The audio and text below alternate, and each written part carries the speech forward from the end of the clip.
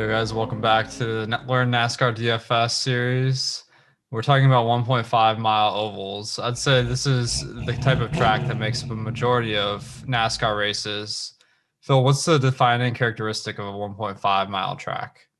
Yeah, 1.5 mile, or as they're technically called, intermediate tracks. These comprise the majority of our current schedule. These are tracks that are D-shaped or just a regular oval-shaped track. We're talking about Homestead, Miami. We're talking about Texas. We're talking about Atlanta. We're talking about Kansas. We're talking about Kentucky, Chicagoland. All of these different tracks that were primarily built in the 90s that were made to be more venue and money creators than actual good racing producers. These are the tracks that comprise the majority of our schedule throughout the NASCAR Cup season. So I'd say one of the key features is the guy that starts in first usually has a pretty big advantage to lead laps, and that's kind of with the clean air.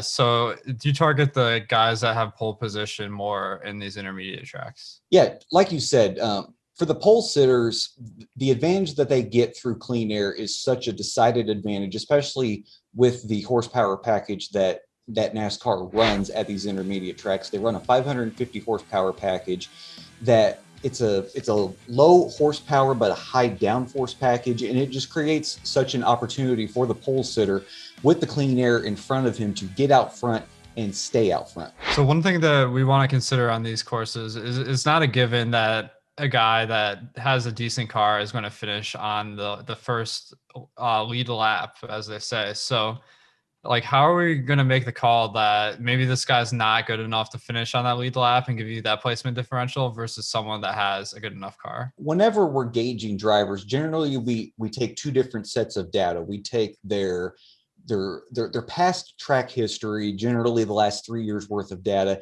and we compare that to how they've done at that certain type of track throughout the season.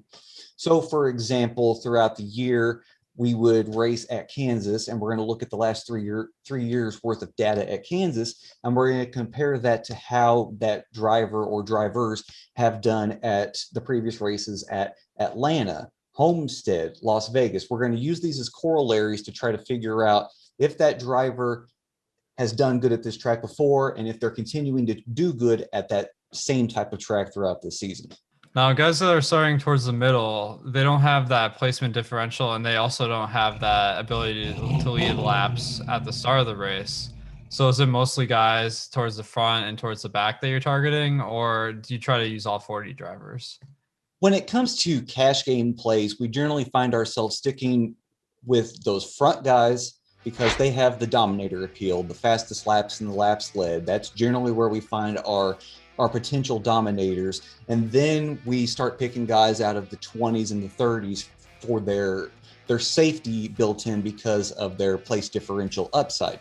When you get to tournaments, yes, we're using those same group of guys, but we also include guys that are starting in the high single digits. We're using guys in the teens because they have potential to have a top 5 or a top 10 finish that day because of some place differential that they have, a high finishing position, and they might even sneak in a few points from dominator points.